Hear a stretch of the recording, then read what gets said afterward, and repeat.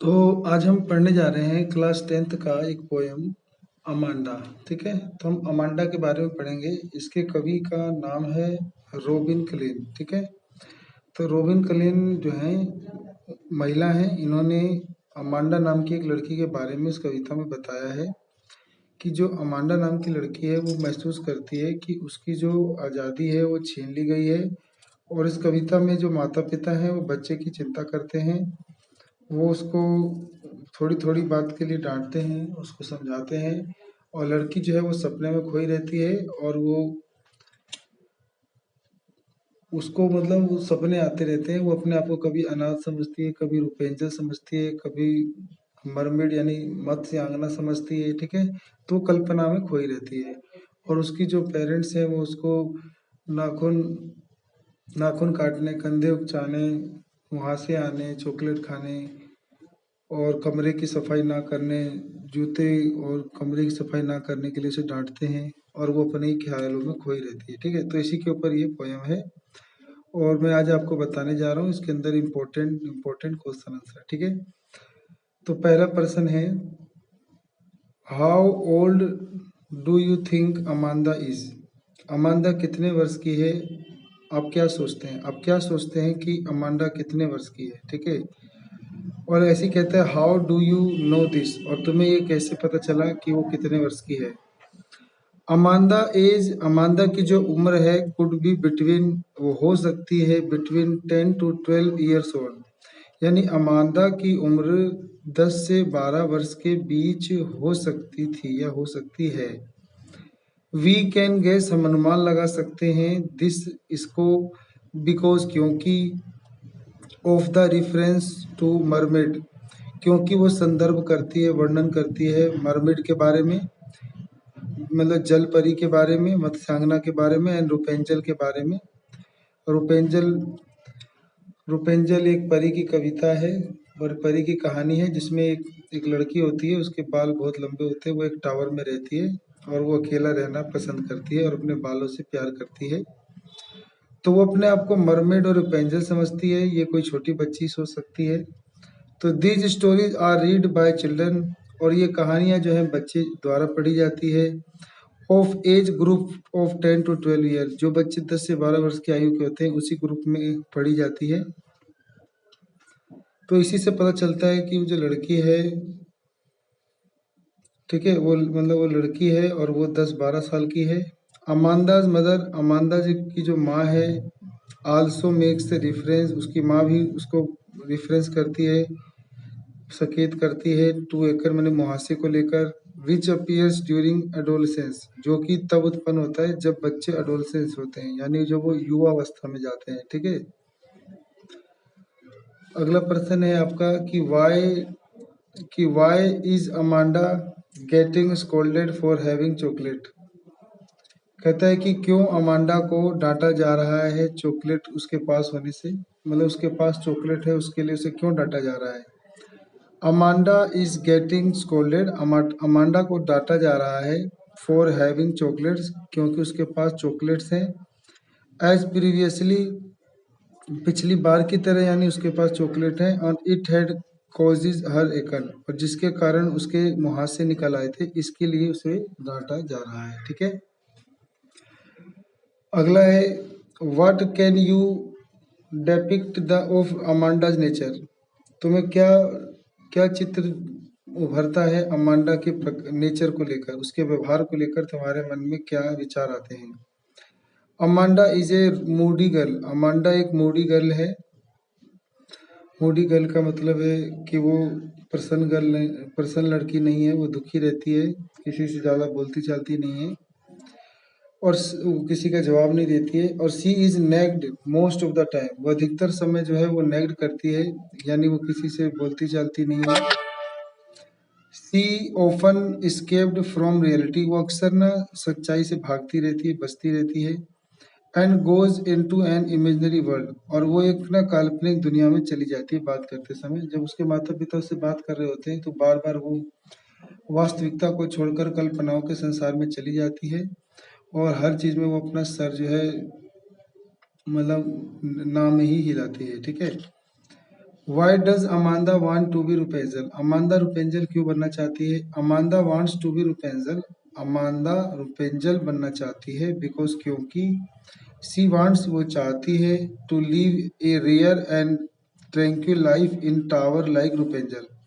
वो रुपेंजल के जैसे एक टावर में, जो कि वो टावर में रहना चाहती है, जो कि एक रेयर माने दुर्लभ टावर है जहाँ कोई नहीं पहुंच सकता, एंड ट्रैंक्विल लाइफ, और वहां पे उस टावर में वो शांत जीवन और आराम का जीवन जी सकती है, इसलिए वो रुपेंजल बनना चाहती है।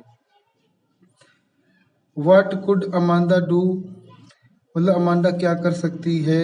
If C were A mermaid, अगर वो एक मत्स्यांगना मरमेड बन जाए तो वो क्या कर सकती है? ठीक है, तो लिखा है कि द लिटिल गर्ल, वो जो छोटी लड़की है Amanda, wants to be a mermaid, वो एक मत्स्यांगना या जल परी बनना चाहती है, and the only residence of the beautiful green sea, और वो केवल हरे समुंदर का एक अकेली निवासी बनना चाहती है। सी थिंग्स, उसको वो सोचती है कि दैट हर लाइफ, कि उसका जो जीवन है, विल बी वेरी रिलैक्सिंग, कि उसका जीवन इससे बहुत ही शांतमय हो जाएगा। इन द सी, समुंदर में मतलब उसका जीवन शांत रहेगा, सुखमय रहेगा। And she will be taken away with the currents of water, और वो जो है नदी की धारा के साथ जो है चल सकेगी, तैर सकेगी, बह सकेगी। तो इसलिए वो जो है मरमेड यानी जलपरी बनना चाहती है, स्वतंत्र पानी में तैरना चाहती है, और हरे समुद्र में अकेली निवासी रहकर वो खुशी से रहना चाहती है। Why, who do you think is speaking to her, तो कह रहा है कि तुम क्या सोचते हो कि कौन बात कर रहा है उस लड़की अमांदा से? तो आंसर है कि वन ऑफ हर पेरेंट्स, उसका कोई एक पेरेंट्स जो है, इज स्पीकिंग टू हर, वो उससे बात कर रहा है। मोस्ट प्रोबेबली, और अधिकतर संभावना है कि इट इज हर मदर, ये उसकी माँ है जो उससे बात कर रही है। In a traditional household, mother is held responsible for the conduct of child, एक पारंपरिक घर में जो माँ होती है उसी की जिम्मेदारी होती है बच्चों को संभालने की, कंडक्ट करने की।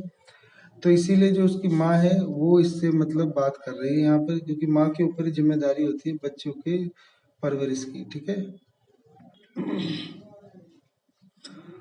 What does the girl yearn for, लड़की किसके लिए यर्न करती है?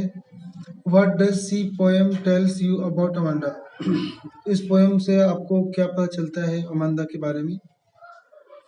A girl like Amanda yearns for freedom, वो निवेदन करती है कि वो आज़ादी चाहती है, एंड स्पेस फॉर हर्सेल्फ, और अपने लिए स्पेस माने खुला स्थान चाहती है। सी लाइक्स, उसे पसंद है, टू बी लेट अलोन, उसे अकेला रहना पसंद है, and does not like to be question और नेग्लेक्टेड, वो किसी के द्वारा बार बार प्रश्न करने और बार बार उसे खींचने पे वो बिल्कुल पसंद नहीं है, उसे बार बार किसी के प्रश्नों का जवाब देना उसे बिल्कुल पसंद नहीं है। अगला है कि इट अमांदा स्टूडेंट, मतलब इज के मतलब क्या अमांदा एक विद्यार्थी है? हाउ डू यू नो, तुम्हें कैसे पता चला? तो yes Amanda is a student, हाँ अमांदा एक स्टूडेंट है। बिकॉज माने क्योंकि she is asked to complete her homework, क्योंकि उसे बार बार पूछा जाता है कि उसके होमवर्क किया या नहीं, उसे बार बार पूछा जाता है कि उसका होमवर्क पूरा हुआ कि नहीं, तो इसलिए हमें पता चलता है कि वो स्टूडेंट है। What does the line never let down my hairs, my bright hair tell us about Amanda? तो अमांडा के कविता के आधार पर आपको बताना है कि इस लाइन का क्या अर्थ है कि मैं अपने बालों को, चमकीले बालों को कभी नहीं झुकने दूंगी।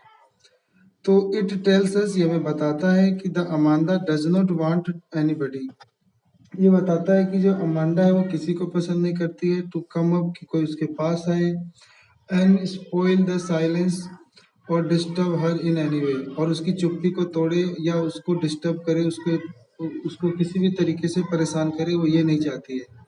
और यहाँ पे वो अपने बालों को इसलिए नहीं झुकाना चाहती है क्योंकि वो टावर में अकेला रहना चाहती है। अगर वो बालों को झुकाएगी तो कोई और भी आ जाएगा उस टावर में, फिर उसकी शांति चुप्पी खत्म हो जाएगी, इसलिए वो चाहती है कि अपने बालों को वो कभी नहीं झुकाएगी टावर से नीचे। The reader sympathize with the speaker in the poem, support this opinion with a reason। तो जो रीडर है वो सहानुभूति बताता है स्पीकर के बारे में इस पोएम में, तो आपकी राय से क्या कारण है कि वो सहानुभूति दर्शा रहा है लड़की के साथ? द स्पीकर, जो स्पीकर है, प्रोबेबली हर मदर, यहाँ पे जो बोलने वाला था पोएम में वो उसकी शायद माँ है।